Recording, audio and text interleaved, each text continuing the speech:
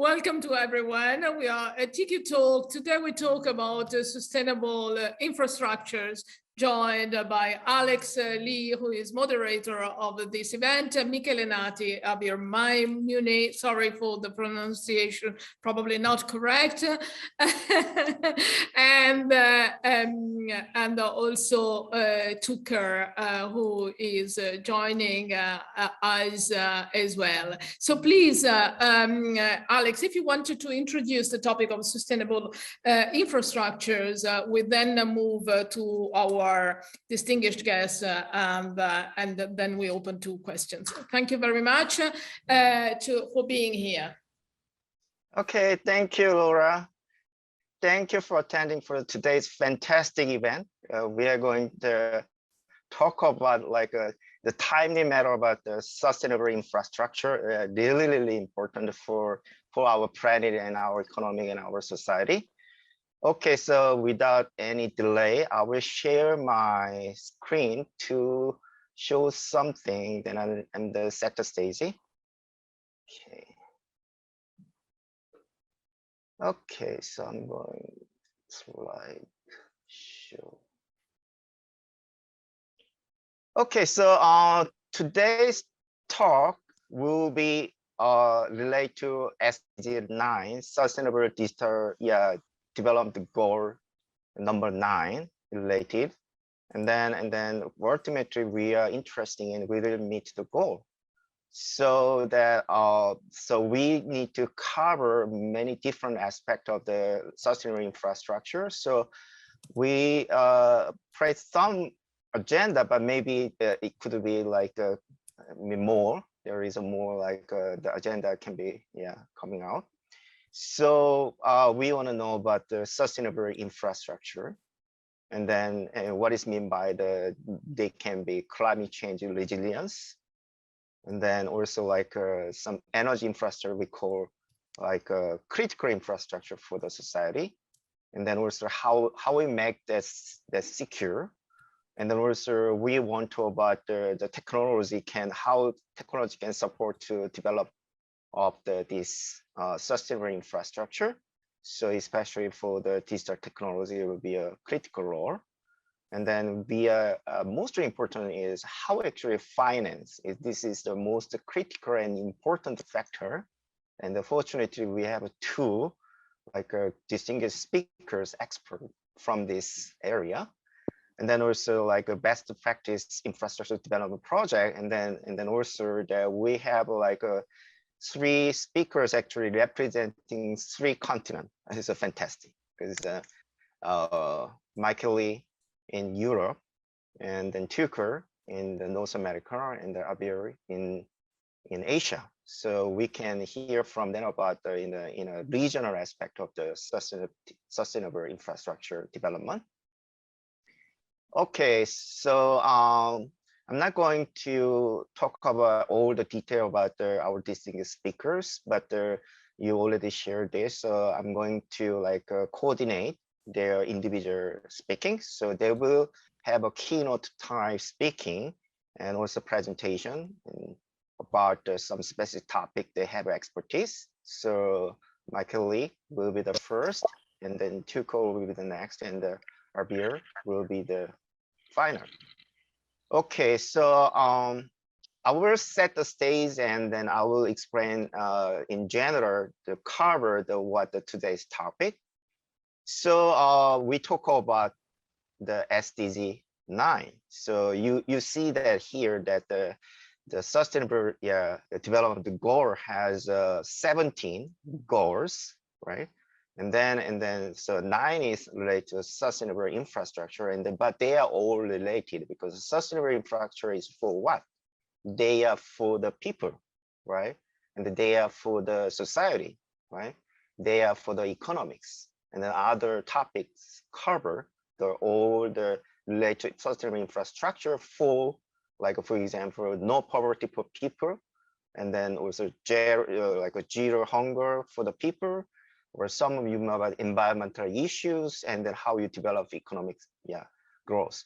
So the sustainable infrastructure is a fundamental building block to support this UN's Sustainable Development Goals. So this is the most important part. It's a fundamental building block for achieve your goal in the Sustainable Development Goal up to the year 2030. Right? So with respect to this UN's perspective, that what is meant by sustainable infrastructure, so that sustainable infrastructure should be sustainable. Yeah, sustainable means that increase the resource use efficiency. As you know, like a circular, they may be like a supporting circular economy, we know about in sustainability and ESG. And then also like environment, clean and environmentally sound technology and industrial process. So they are quite sustainable for the what? For the like environment, for the like technology, and then for the industrial development, like economics.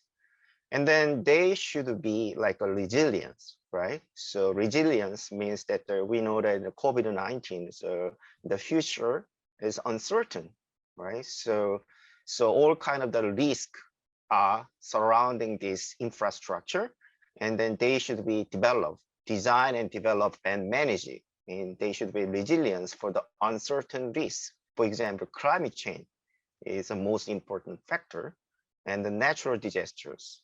And then also like cybersecurity is a very important. Also like a physical security for this critical infrastructure is a fundamentally required for the all kind of like a society, right, in the community. So if they hack by the like, for example, in the hackers that you may be heard about, like ransomware, like the hackers can attack your like a social infrastructure, like your energy or your electricity or whatever that relate to your critical infrastructure should be protected, right? So this is a very, very important issue. And the inclusive, right? Inclusive means that the inclusive means that the inclusive for the like what? Ethnically, like we call like diversity, inclusion, and then against discrimination, and also like cover like economic development, human well-being. So and then also it should be affordable, right? Because this should be public service, so they are public goods, and they should be served for the people, society.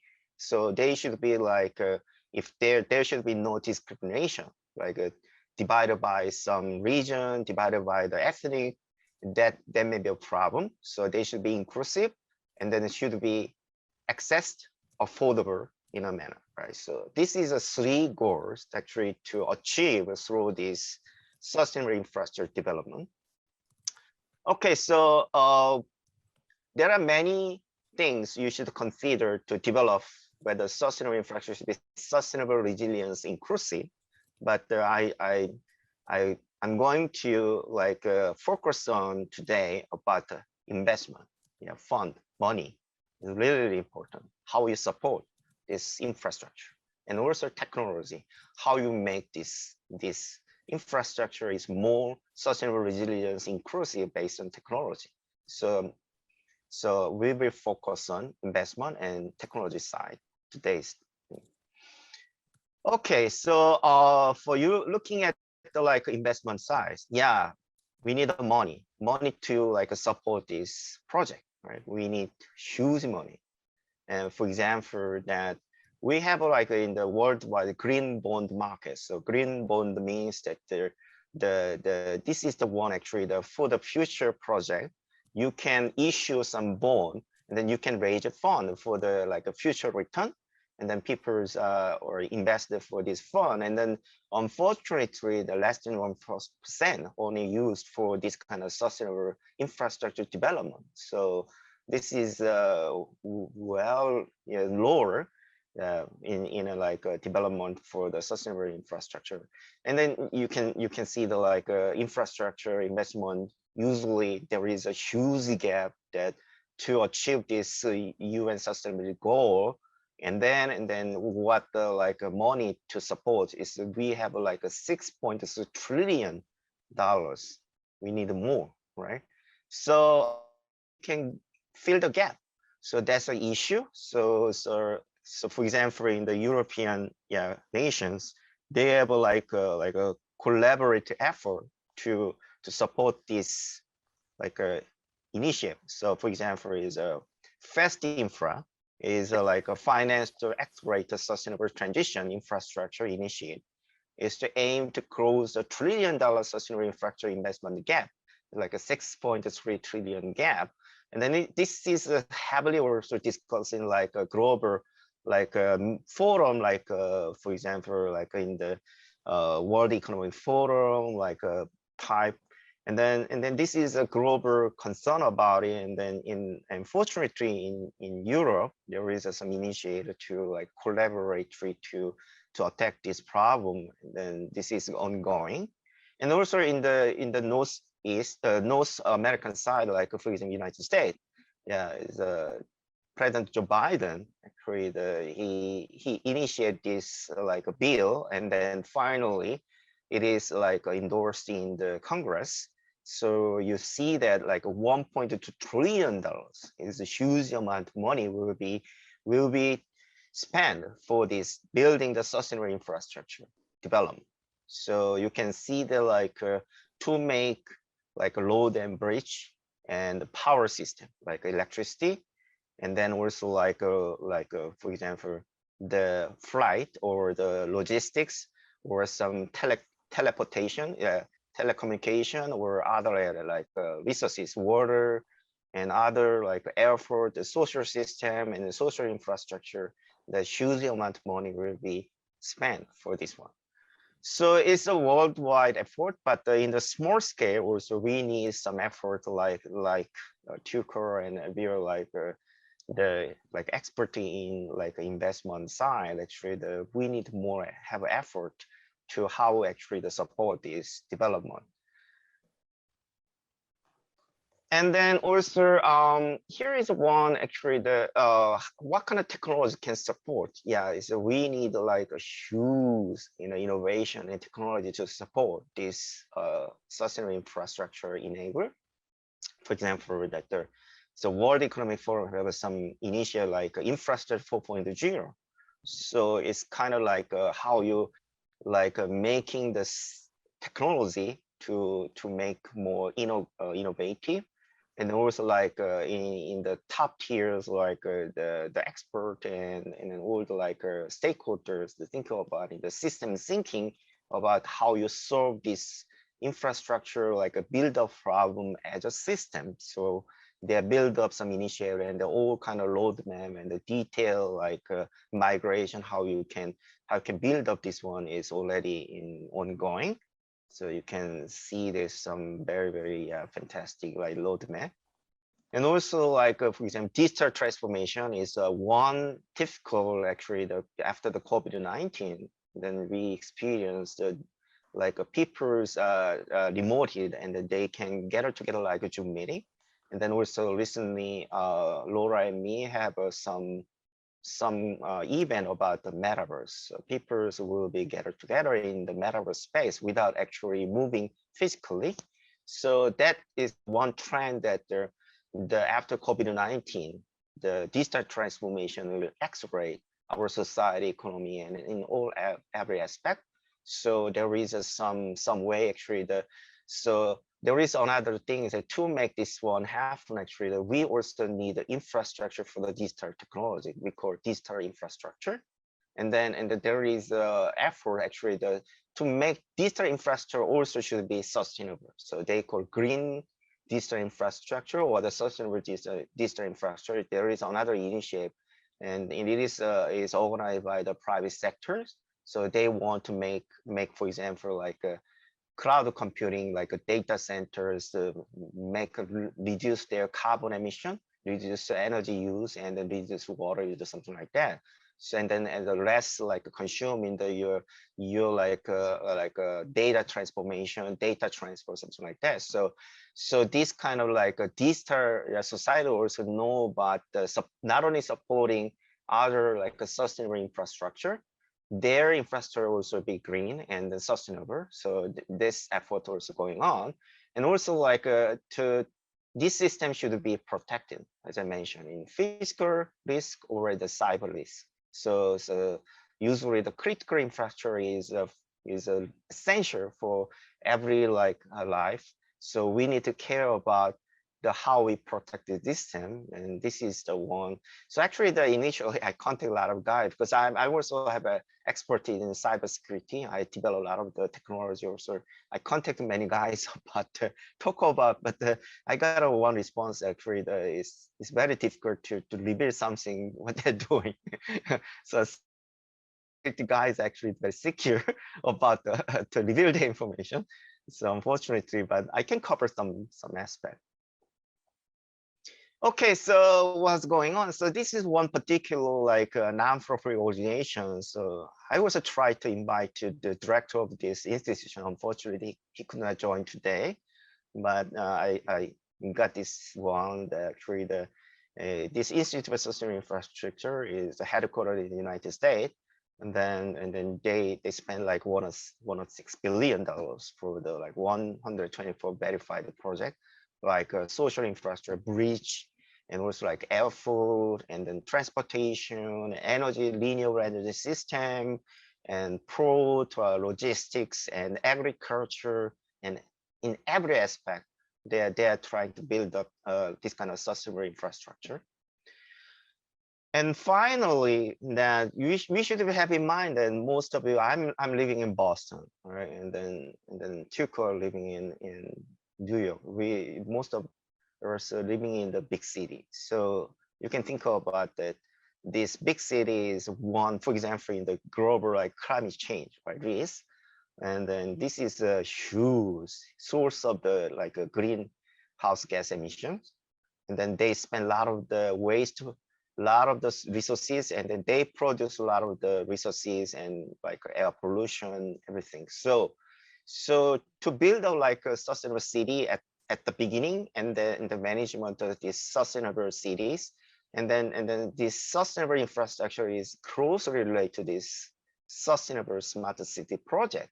So I did one time about this topic, but the technology is a fundamental building block to like monitor this infrastructure and manage it on that.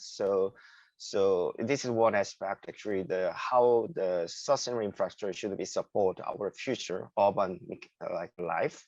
And then I saw that recently that in the European Commission that announced the 100 cities participating in your mission.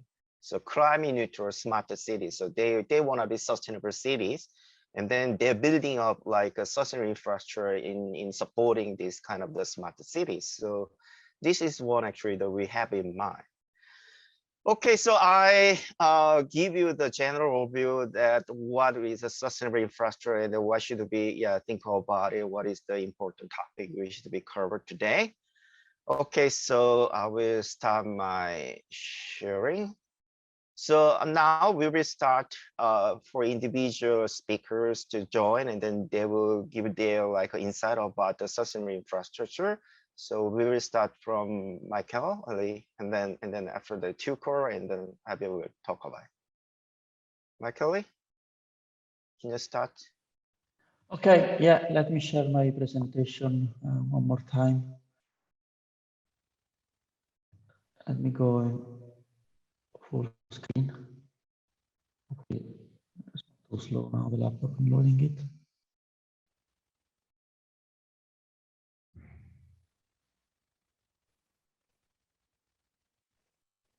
Oops, too much. Okay, I'll try to be quick.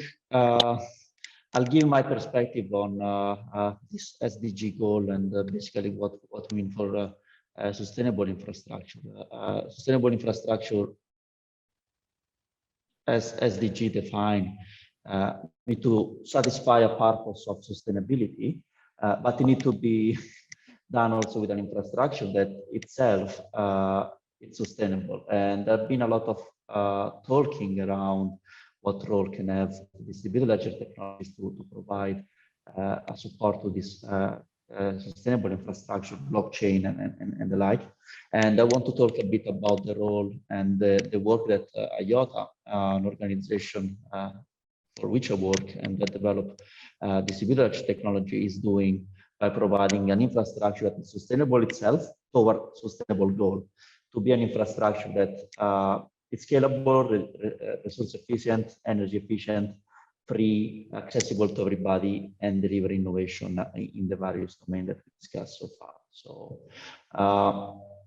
when we talk about sustainable infrastructure, we need to rely on technology and need to be developed in a more inclusive way, sustainable way. So where sustainable means both that the technology can sustain itself, it doesn't add cost to the infrastructure, and on the other hand, it's accessible to others to many.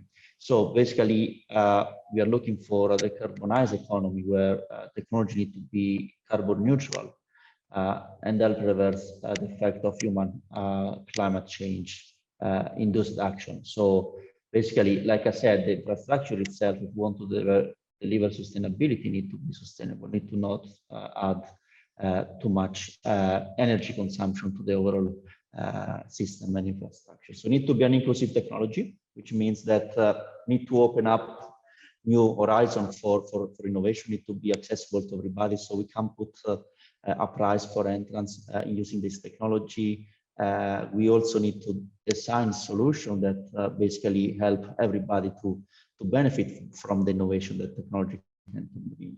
And of course, if you talk about digital innovation, we need to be sure that this new sort of users, so we want to be more and more inclusive, are not basically sacrificing any of their, and basically the privacy for their data is maintained, so when they're shared. We think that distributed ledger technology or blockchain can play a role in this domain, but not all of the blockchain have the same impact in developing and delivering sustainable infrastructure for SDG goals. But the technology we develop, we think that has some of these underlying, let's say, principles to contribute to this. And we develop a technology that's scalable and energy efficiency.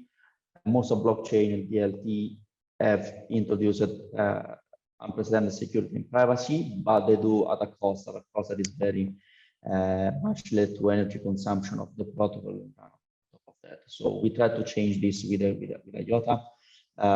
So with a new wave of decentralized distributed ledger technology and blockchain. So we need to have, let's say, basically a technology that is built for everybody, accessible to everybody. Like I said, it need to be driven by open source development and be also fearless and inclusive. So most of the blockchain now we know they have a cost for entry. So even for be part of the network itself, but also for using it. So the fees that you have to pay basically to issue transaction on a ledger, on a blockchain, might prevent many people to use it. And again, need to be inclusive, need to protect whoever is using this technology. So without going into the details, there are different technologies, blockchain. So, you know, blockchain means chain of blocks that requires energy expenditure. There are different ways to achieve consensus. IOTA does in a different way, but achieve the same properties and introduce lack of fees and low energy requirement for the technology itself. The consumption is very much lower than blockchain. So if you think about, again, bringing inclusiveness, bringing sustainable infrastructure, when you have cost of infrastructure that it's in this scale that I can even read less than a blockchain, a normal blockchain, or even much lower than existing payment infrastructure. So we understand that we can deliver more sustainability. We can get an infrastructure that works better, doesn't increase energy expenditure, but also can be accessible to many other people on the planet.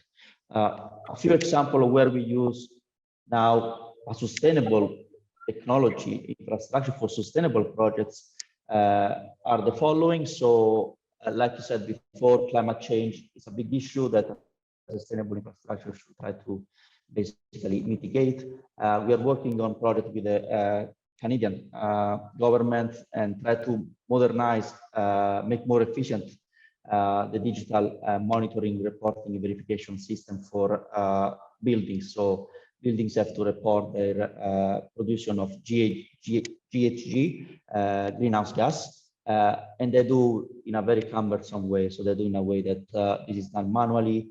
There is need of establishing trust between parties.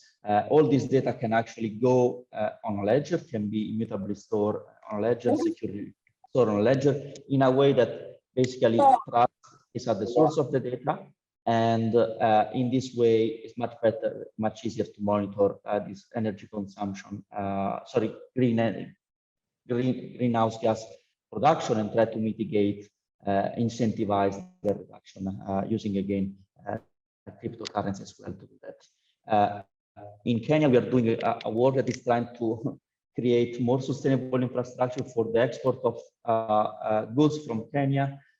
All the work, all the export is basically slowed down by lack of infrastructure that is actually made of goods infrastructure that it's on road, rail to move goods that need to be exported, and it's on another infrastructure that again goes on road, on rail to send a document that accompany this export. And sometimes document that used to clear for export arrive later the goods at the airport in order to be delivered in other countries, like in the case of flour, we are working back to Europe. So in that case, again, we can modernize the infrastructure in a sustainable way, accessible to everybody with a technology that doesn't add energy consumption, that allow to notarize all the document now in a digital form, not travel anymore on paper, and arriving in time even before the goods are ready to be shipped. Final, again, linked to one of the examples you gave before, Alex, it's about increasing a better management of energy consumption and new business model inside cities. Cities are becoming, yes, the hub where most of the people live, the hub where most of the pollution is created and most of the energy is consumed. And we are going toward scarce resource of energy, so we have to exploit more and more renewable energy sources. And one way to exploit renewable energy sources is actually to basically first incentivize their production and their use. And secondly, is actually to incentivize the sharing when there is more production than is actually needed inside the city. So on top of this can be done on top of a distributed electric infrastructure where information about energy produced by solar panel in a neighbor house can be shared with a neighbor, and a peer-to-peer exchange of energy and payments can be done.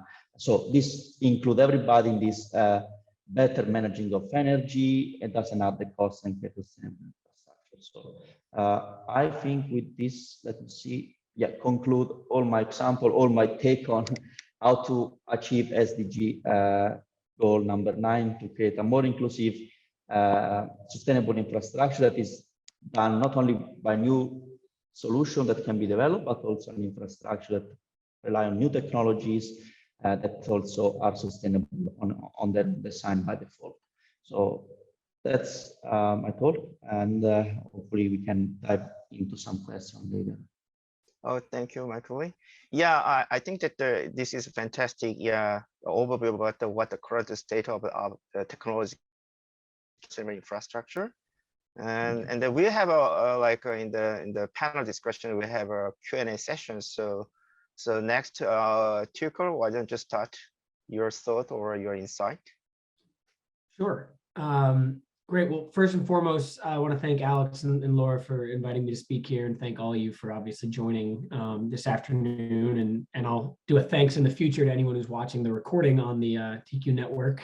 As Laura mentioned, it'll be saved there. So I appreciate the chance to talk with you guys about sustainable infrastructure. First and foremost, as Alex explained a little bit, and you saw in my speaker description, my name is Tucker Pribor. I work for a firm called Flat World Partners, and we're an impact or sustainable investment advisory firm. We're a business model that I'm sure a number of you are familiar with. In that advisory capacity, we essentially serve as kind of the outsourced CIO or the outsourced kind of research or diligence team for our clients, going out, finding investment opportunities, underwriting them, and ultimately making recommendations on whether or not they should invest. That focus is predominantly on private equity, venture capital, real asset, private funds. We do some directs, but it's mainly on the fund level. And the clients that we work with are everyone from high net worth individuals and family offices through to the more institutional kind of pensions, foundations, endowments, et cetera. So, it's important to highlight that we kind of run the gamut in terms of who we work with there, just because there are different aspects of what they need and what they want in their portfolio and kind of how into their portfolios, which I think it does for all of them, but it's interesting in how we balance it there.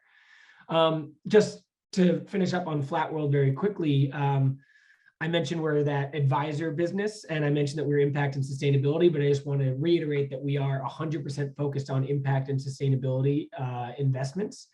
Within that broad umbrella, we are agnostic, so we do kind of cross asset class as well as cross sector and theme. So obviously to focus on the real assets side, infrastructure in particular, and kind of sustainability and impact there, but we do everything from whether it's climate tech, venture capital, healthcare investing, education, diversity and inclusion, et cetera. And so that's a little bit on us. Happy to clarify anything up later in the panel in the Q&A. But to get to the situation at hand here, sustainable infrastructure is a really interesting entrant and somewhere we've spent a lot of time on recently and continue to spend a lot of time on for our clients.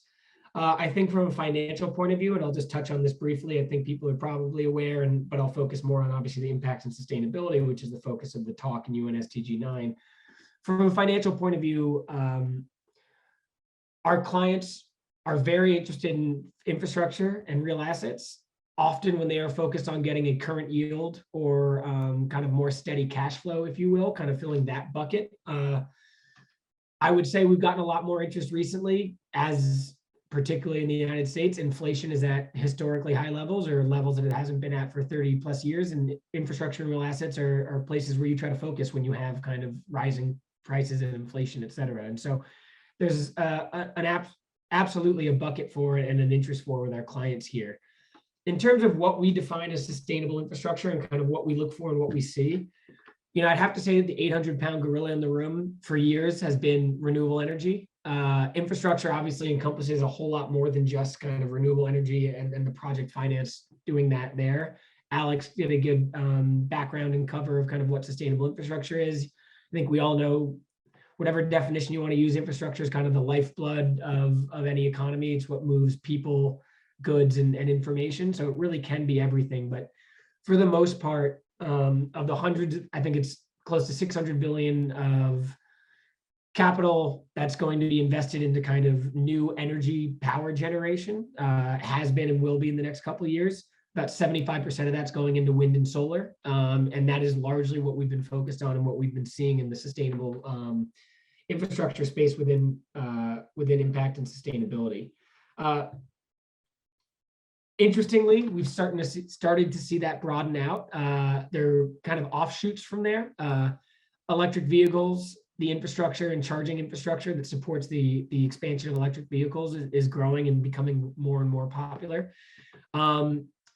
Grid resiliency and power distribution from all these new renewable energy installations is incredibly important. If you look at Texas last year when extreme weather events and they got colder than people in Texas are used to getting, and the grid, for lack of a better term, shut down.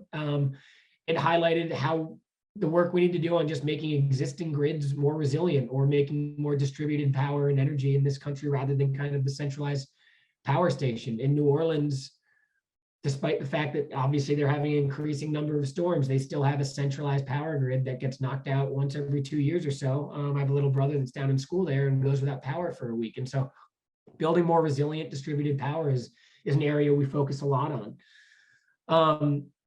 Water infrastructure is a huge a huge area of interest, whether that's kind of desalinators and things of that nature that can clean water and help redistribute clean drinking water, whether it's the historic droughts that we have happening in the West here in the States or just across the globe due to climate change.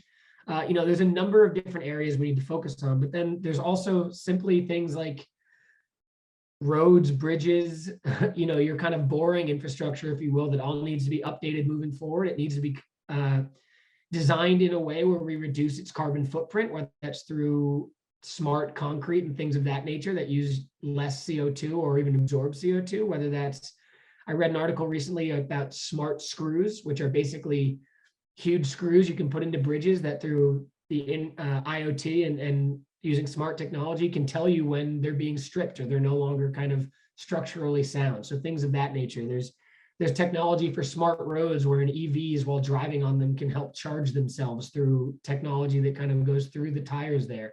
This is all in development. I think it's all really exciting because beyond the need and kind of the obvious, I think infrastructure, while it has grown massively as an investment vehicle in the past 20 plus years when it really kind of was invented in the first time, sustainability and resiliency is really almost making what has been kind of a boring current yield, steady investment into a, for lack of a better term, kind of a sexier, more interesting investment. And we're certainly seeing kind of client uptick in there. And so, when we look at it from a flat world point of view, we focus a lot on the manager's process. How are they integrating ESG and impact into this? At what stages? What are they measuring? What are they monitoring? What are they reporting? What stakeholders are they accounting for? And then really, what standards are they using to make sure that they are meeting those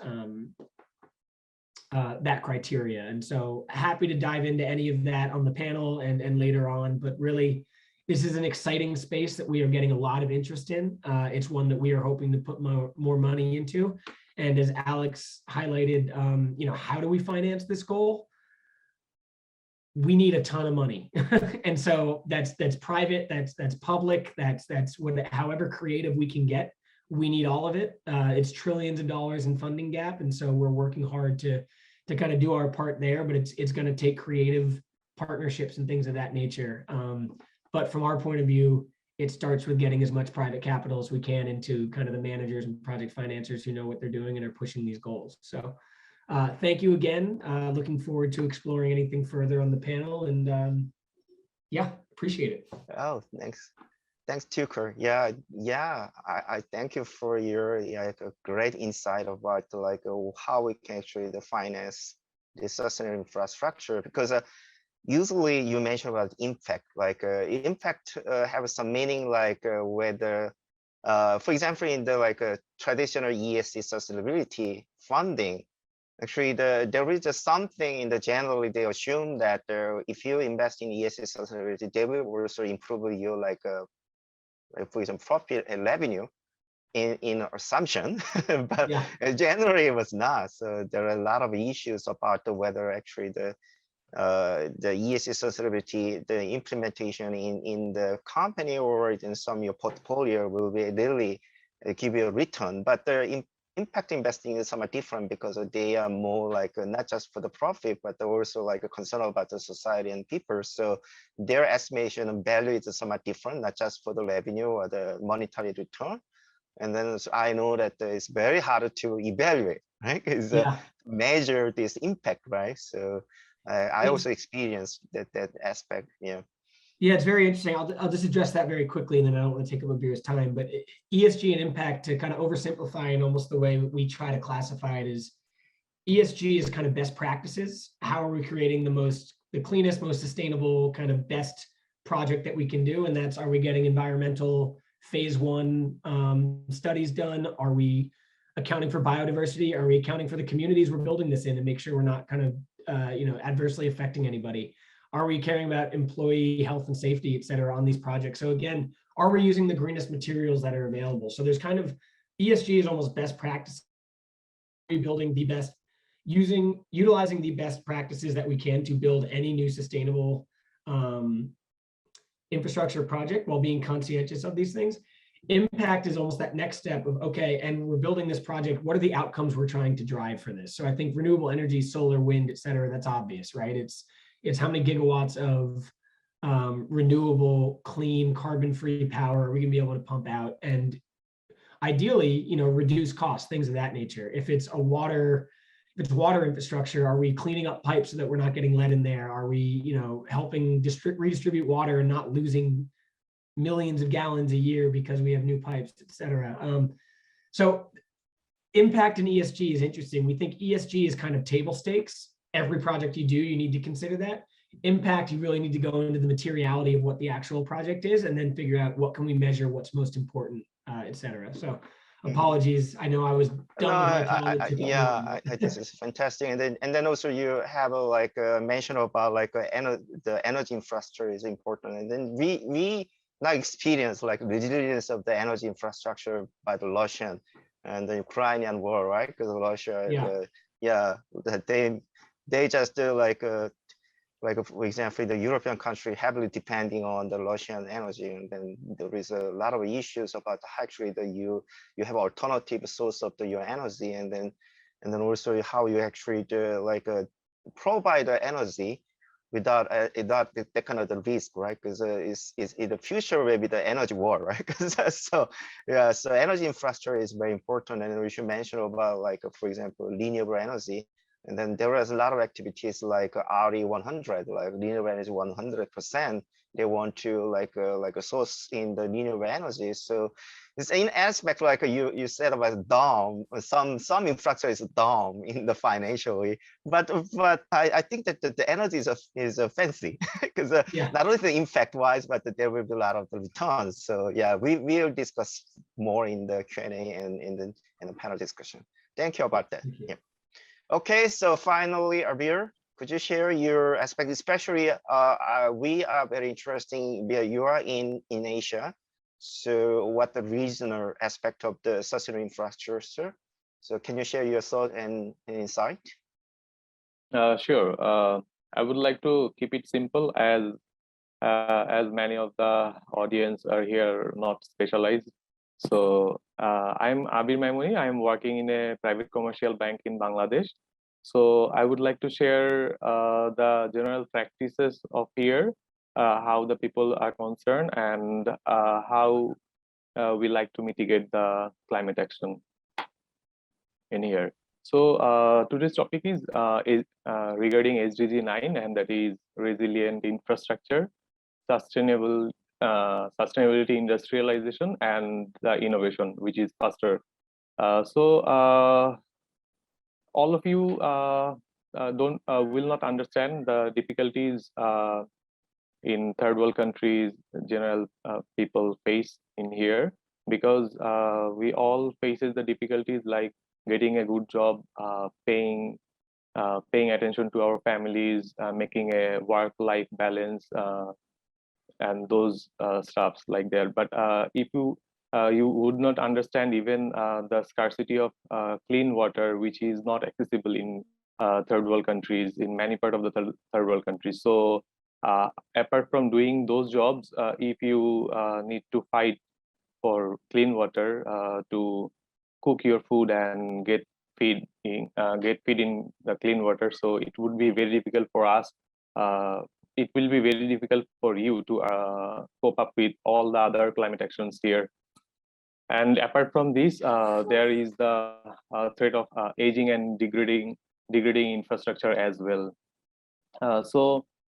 Clean water, electricity, proper transportation facilities, and advancement in manufacturing is all are required for a better life and secure life as well.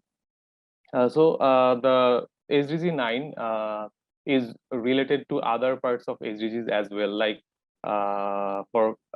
for example, climate action, which is SDG 13, which is also relevant with this, because if you invest in industries like renewable energy, so it will definitely reduce use of fossil fuels and less emission of carbon dioxide, which will definitely reduce global warming. And improvement and development in manufacturing industry definitely will reduce the impact of affected in disease. And you will already have some insight because of this global pandemic about what is the innovation do by getting the vaccination here, and we all can live a better life with the innovation in manufacturing, in pharmaceutical industries. And definitely in innovation in manufacturing industries as well will help you to achieve the SDG 1, which is poverty reduction. So definitely in better manufacturing industry and a lot of manufacturing industry will give you the scope of better employment, and that will definitely reduce poverty. in here, the one-third of our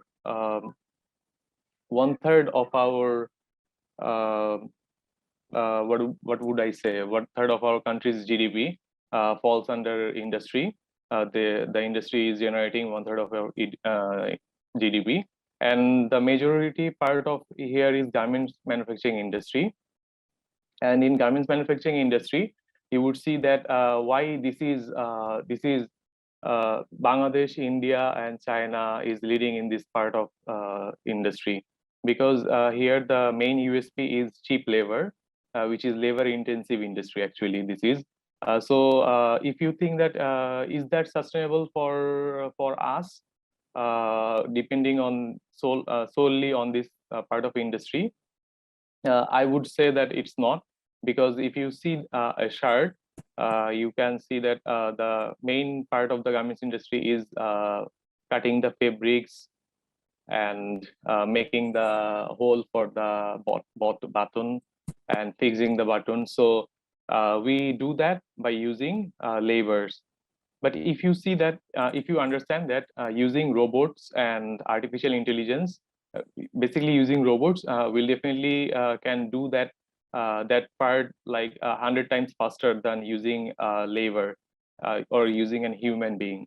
So after this is the time where the industry 4.0 is dominating the world. So after some artificial intelligence and technological improvement, those labor intensive industry would definitely getting obsolete, and a lot of thousands of workers will be laid off from the factories.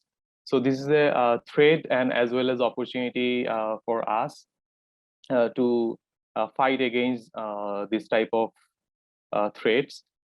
In here, what I can say that involving in startup industry will definitely help us to fight against this type of poverty or this type of unemployment.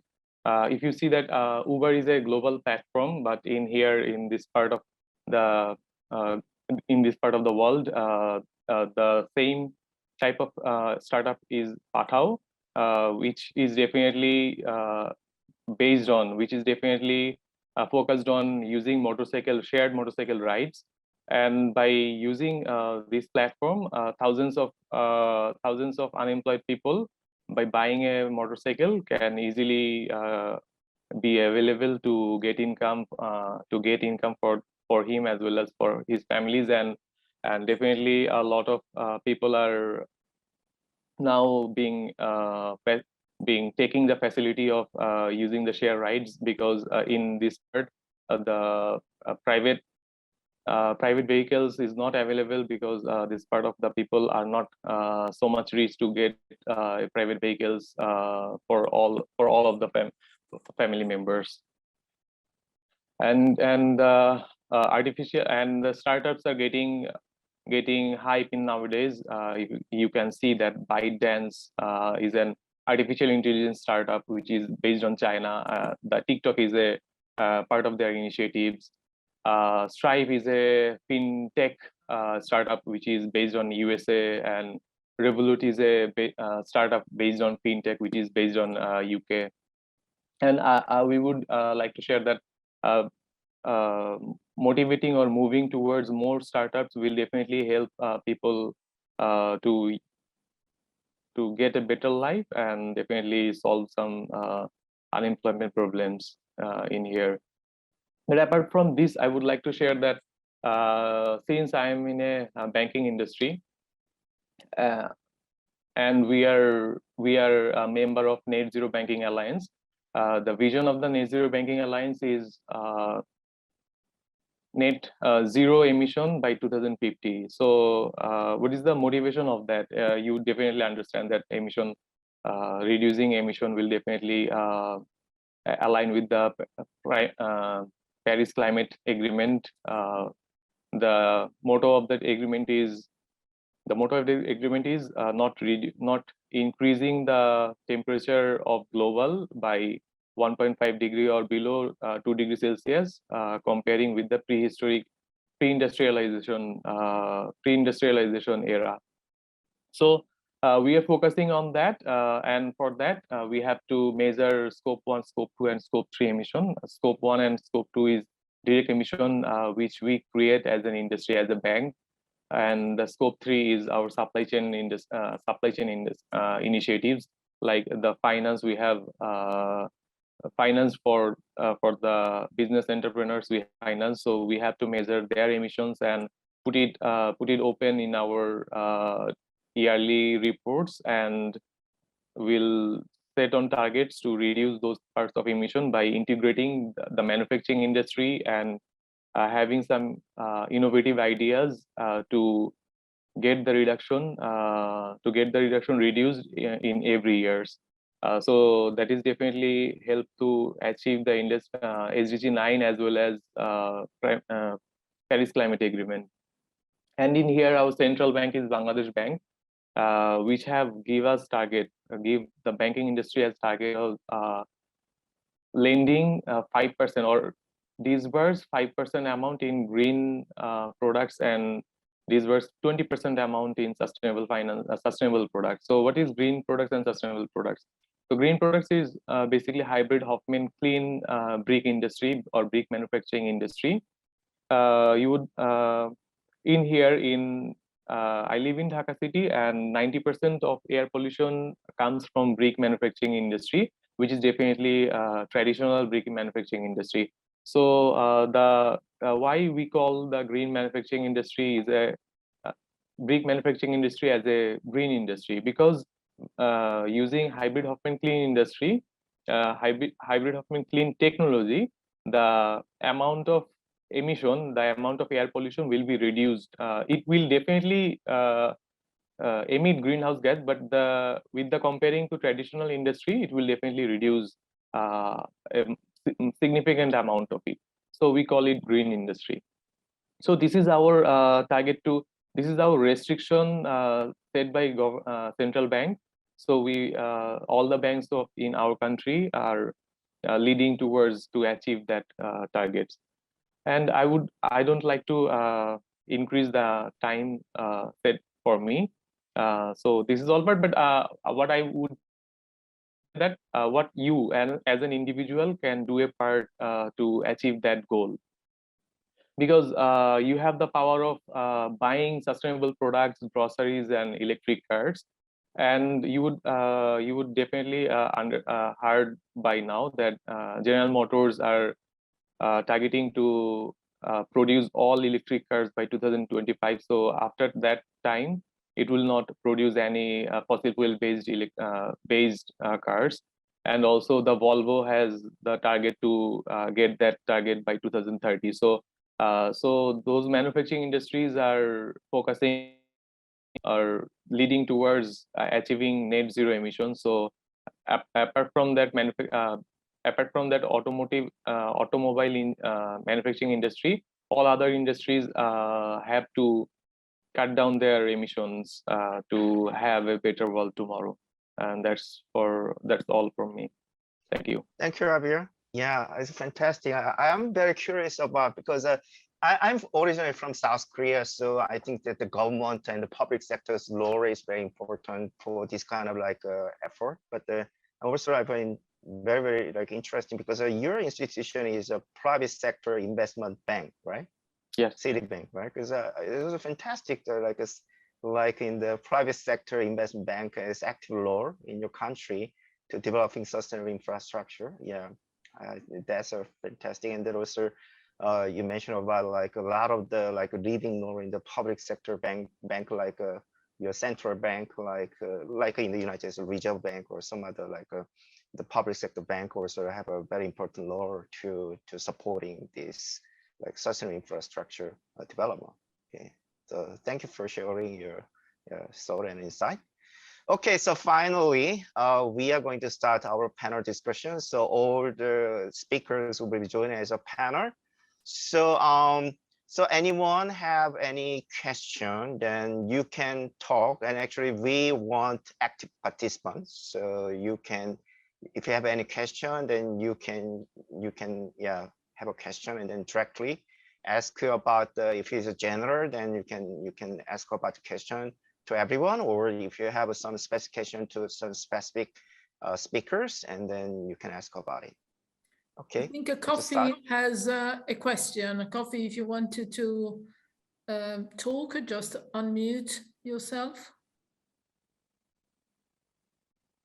Oh, okay, thank you, Laura. Oh, very good. Yeah, my name is Kofi. I live in the US, but I'm originally from Ghana.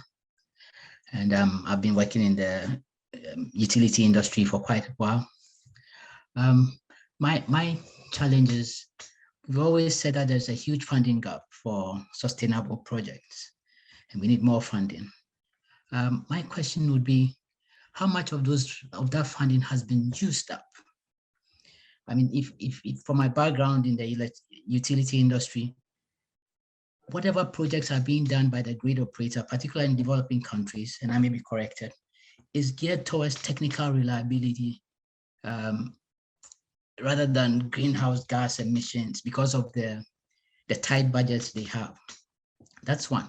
The second thing is that utilities in that part of the world do not even understand the inventory of greenhouse gas emissions to determine their baseline. And therefore, scope 1, scope 2, scope 3 emissions are not known, so they cannot even tell you now.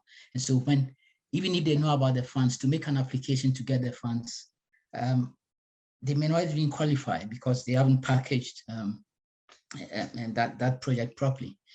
My question is, are there any available tools that would help these utilities in these countries to, particularly grid? I mean, generation companies can go renewable and it's so straightforward. But if you want to invest in the grid, you only have substations and transmission lines you're talking about. So how can I make it green? And if they do know these things, they'll be able to package it. And I think they have huge needs and can help addressing this challenge of greenhouse gases. Thank you. I think that your question is two. One is for the financing, and the other is a technology to build up. So I think that there is a relevance for our panels. Yeah. Okay, yeah, so I think TiiQu maybe have a answer, right? I can attempt to address that, Kofi. Thank you, at least from my perspective, Kofi. Thank you for the question. First, on the how much existing funding has been sourced, it's a tricky answer. Because it depends, as I alluded to earlier, we need a ton of government investment as well as private investment. And so, if you just, I know we were focused a little bit, you were focused on emerging markets specifically with your question, but just as an easy number that's been around, the US has a $1 trillion infrastructure bill announced, right? But of that, much of that is actually going to infrastructure. Where is it actually going? I think it's I was reading today, 350 million of that is specifically for EV chargers, and 30 billion is for road repairs, et cetera. So all that is to say that unfortunately there's no concrete number on how much has been raised yet. In terms of private financing for infrastructure, the most recent numbers I've seen is that there's been about 600 billion raised in the past kind of 7 to 10 years for private infrastructure funds. That is not specifically, or not necessarily, everything. This may be a sweeping generalization, but things are trending certainly that way. Most infrastructure being built now is taking some kind of resiliency, sustainability, et cetera, into consideration, even if that's just ESG best practices when building new projects. But we need trillions per year in investment in order to kind of get to net zero or these goals that we're trying to get to. We also need to be very careful in the fact that emerging economies in particular need help funding and we need to make sure we're not leaving them behind as we try to make sure that they're doing 100% net zero in their economies and infrastructure already using kind of fossil fuels and those things as well. So unfortunately, my answer is talking a bit around it because there isn't a concrete answer. It's how much has there been raised? The best estimate I have for private funds is about 600 billion over the past kind of 7 or so years, and infrastructure funds are getting bigger and bigger. That's spread across OECD and non-OECD. And then really the bulk of this is going to have to come from governments, development banks, things of that nature. And then just quickly on your question around kind of what resources there can be to help them measure or help them, you know, really even just apply. And so they can say where we're considering these scope 1, 2, 3, et cetera. You know, it's another kind of frustration with the impact and sustainability sector as a whole. There's 7 different standards or frameworks, and everyone's trying to decide which one's the best one. I think with infrastructure in particular, I think where we've come out really is that kind of TCFD, which is the Task Force on Climate-Related Financial Disclosures, and then GRESB are kind of the 2 best in class that we've seen. I would point people in that direction. The GRESB materiality map, it's heavy. It gives you a whole lot of things that you can look at, but for a utility, you know, there's literally a network utility section. And in that you can look at kind of the environmental sections as well as social and governance and see basically what their scorecard is. And use that as really kind of a guiding light of, okay, if we can kind of wrap our arms around these sectors or these material sectors, then this will help us kind of see what people are underwriting in order to kind of help us get these funds. In terms of measuring greenhouse gases, again, if you ask 10 different people how they're measuring their greenhouse gases, you'll get 15 different answers, unfortunately. But one of the best, you know, so it really kind of depends how you do that. I'm blanking on the non-acronym name right now, but WRI is one of the better kind of industry standards we've seen for kind of how you should measure and what best practices you should use for measuring carbon emissions. They do focus a lot on kind of public companies, but at the same time, they kind of break down some of that measurement for you. And then again, Alex alluded to this in his, but the FAST infrastructure, which was announced at 26, is more of a label that basically governments are saying this is sustainable. And so I haven't dug into that yet, but if utilities or things of that nature can get that label, I think a lot of investors who don't consider themselves experts will say, great, the label's on it, now we can work with them. So, you know, again, a lack of specifics there, I apologize, but it's a bit where we are in the industry with multiple frameworks and figuring out what's what. But hopefully that's helpful or addressed your questions a bit. Yeah, and in addition to the like TiiQu mentioned about some how to evaluate and measure your utility investment, there is a UN's the SDG goal. They have actually developed own standard. Actually, the last year they published the impact measurement standards. So actually, I fortunately I got that idea, and then I get the initial draft, and then I did my webinar about to invite the actually develop the standard, and then that's one resources you can lean on because it's also closely related to like a UN SDG goals. So yeah, there is another information. You can have it. Any comment about this question? Or how about Michele?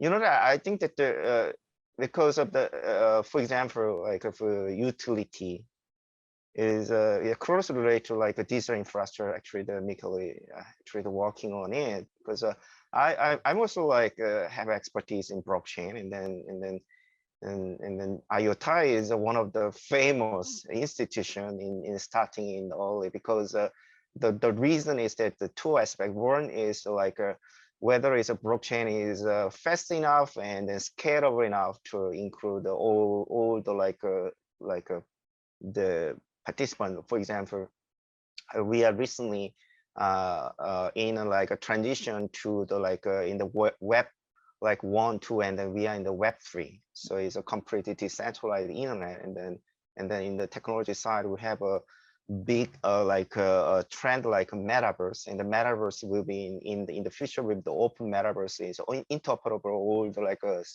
a digital space integrate in real space, and then it will be supported by some huge like infrastructure like a Web3, and then the fundamental building block will be the a decentralized technology, and then IOTA is one of the good a candidate to support their own. So then also we know that that kind of infrastructure have a problem for Bitcoin, huge consumption. So we need some greener like infrastructure like IOTA. But there is some pro and con, and then blockchain have some that kind of issue, but they can have some storage to record your transaction history. So they have some their own application, and then IOTA have a different technology, and then they can support other. But I think that in the grand scale that IOTA can support this kind of like utility infrastructure. So I want to hear from him. Yeah. No, that is true, and you're right. And until now, we had a very strong focus on data. So on be a ledger that allow this digitalization of business and existing infrastructure. So try to replace the trust that is established by organization now, and authority to be in between parties with a ledger, with a technology. So, and that was the reason why we tried to remove all the inefficiency that previous wave of blockchain had. So like the high energy expenditure, the fact that to participate to the network, you need to get some kind of incentives to pay, to have fees, and so on and so forth. So, I mean, that made IOTA very good to play that role at the beginning. So, and we are still playing it. So, help to digitize infrastructure in a way that the technology is much more accessible. So we didn't have that focus on payments, let's say, that generating value that other blockchain had, and that they failed to somehow support this other movement of creating a layer where data can be shared with trust. So, and like you said, now we are going toward more, let's say, inclusiveness, bringing everybody to be able to even define new peer-to-peer business model, to be part of the metaverse. And again, these are the principles that are needed. So a technology accessible to everybody. So a technology that, first of all, it's able to deliver also distributed decentralized identities in a way that are accessible to everybody. So again, there are no fees to access that. So I can have my digital identity. I can start to collect my verifiable credentials. So I can be basically owner of my own data. So this is most inclusive way of being part of internet, of digitization. So and the metaverse itself. So that's also one of our main point and main target. And of course, now we have to somehow try to also be able to basically abstract the physical world into the real world, and all this new wave of NFT, non-fungible tokens, something that we are looking at. But we still want to do in a way that the infrastructure remain, let's say, sustainable and accessible to everybody. So we try to do this in a way that different from other technology, again, doesn't add fees, doesn't try to, introduce this, make maybe people speculating on the technology, which is what we see now as well. But we'll rather make the technology useful for a better good or better use of the technology itself. So yeah. Yeah, thank you. Okay, so is there any other question?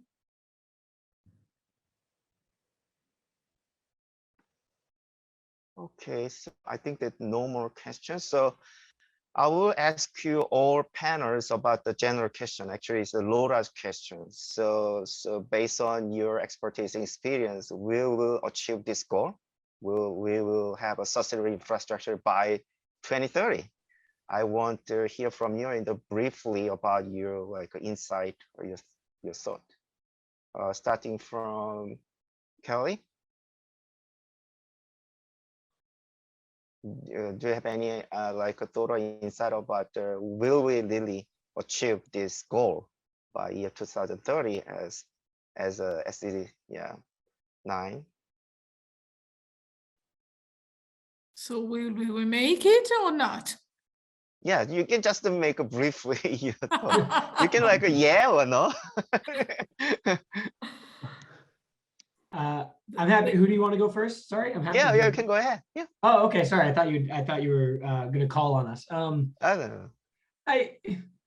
Look, the short answer is no. By 2030, we won't have complete sustainable infrastructure, right? It's 8 years from now, and unfortunately not. I love honest people. Yeah, I think, look, just to say the truth. It's an aspirational goal, obviously. I think we're making a ton of progress towards best standards and building infrastructure projects that adhere to these goals and that are being built with this goal. Do I think the industry is moving in that direction and it's becoming table stakes, if you will? Absolutely. Do I think we'll still see plenty of infrastructure projects that are, I don't want to misquote you or misparaphrase you, Abir, but to Abir's point, especially in emerging markets, a lot of infrastructure projects are just, we need them for basic, deliver basic kind of quality of life things there, right? Water, power, et cetera. If you're not measuring scope 3 emissions on that, which is part of the UN SDG 9, that's not going to be top of mind for a lot of those projects, where maybe it is in Fairfield, Connecticut, we make sure we're measuring our scope 3 emissions, et cetera, right? So it's a very complicated, it spans a whole range of different projects and things. Are we going to hit fully sustainable infrastructure by 2030? No. Do I think we're moving in that direction and there's a immense momentum behind it? Absolutely. I'm very encouraged by the progress we're seeing.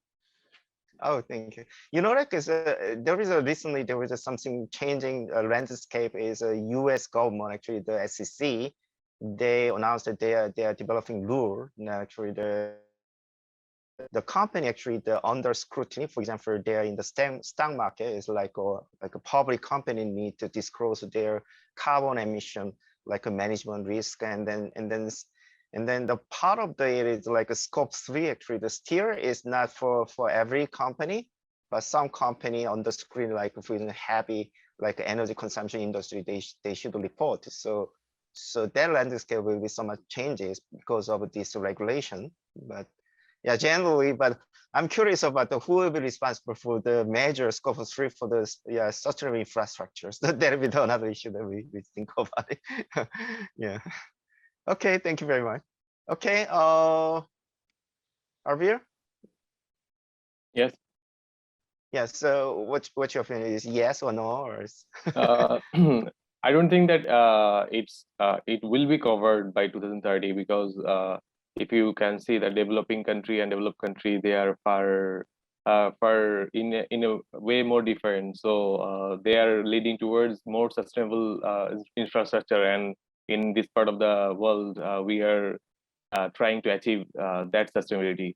So I think, and also I think that with the innovation of technology and innovation of ideas, the more sustainability will be achieved in part of the time. So it is a gradual process. okay, thank you.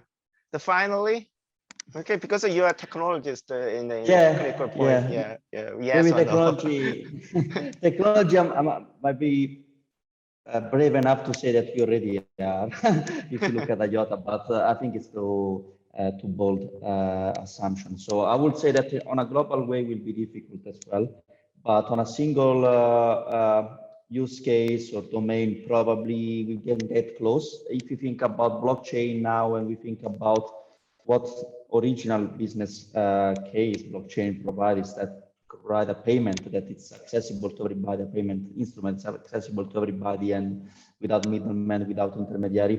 If we make this infrastructure like we are doing with IOTA, but also with other more and more energy efficient and sustainable in itself, maybe from the payment perspective, we can achieve some of this goal, because we'll have much more inclusive way of delivering value to even people that are unbanked. For instance, in a way that is much more probably energy efficient than or cost efficient than having always third-party middlemen clearing house. But the problem maybe will be now shift from technology to regulation, change of regulation, adaptation of regulation, as well as interoperability. So there can be one solution. It's also maybe we'll find a bit more time needed for this to be all in place. But from a technology point of view, specifically for this domain, I think we can get very close. Oh, thank you. Okay, so thank you to our distinguished speakers and then fascinating participants. So we all done, and then it was a nearly nice discussion, and then it was a good opportunity to me also like learn a lot from your like insight and thought. Okay, so Laura, it's your turn to wrap up. Yes, I wrap up. thanking everyone. I don't know personally if we will get there or not, but certainly what is needed is to make the conversation louder and louder so that many can hear, listen, understand, and come on board. And that's basically the goal for the network and for sessions like this. I thank you very much, Michele, TiiQu, and Aber for taking the time to spread their knowledge. It's important to build that kind of awareness that then can drive a change that certainly will take more time than the 2030, but we do our bit, which is very important.